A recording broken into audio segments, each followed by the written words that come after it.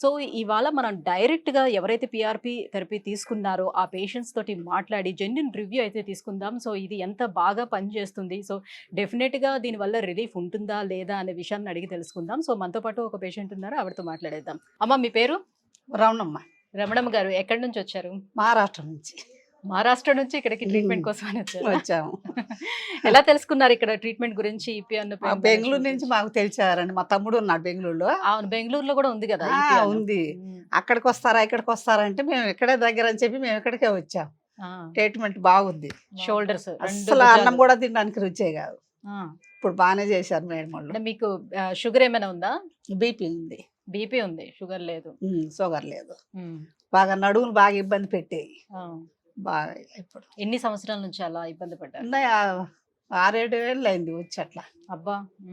అన్ని సంవత్సరాల నుంచి ఉంది. pain తో- అట్లనే జరుపుతున్నాము. ఉమ్, ఆపరేషన్ అని అనుకుంటున్నాం కానీ ఇక్కడ అంత లేక మా తమ్ముడు చెప్పాడు ఉమ్. బెంగళూరు నుంచి. అంతకు ముందు వెళ్ళారా వేరే హాస్పిటల్స్కి వెళ్ళి చూపించుకున్నారా అని? మామూలుగా టాబ్లెట్ తెచ్చుకొని తింటున్నాం ఆదిలాబాద్ వెళ్ళి. ఆ, ఏమీ తక్కువ అయ్యేది కాదు.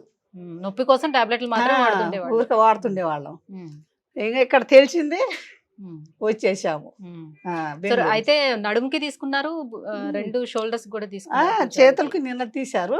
ఉమ్, ఇవాళ నడుంపు ఉమ్. బాగుంది.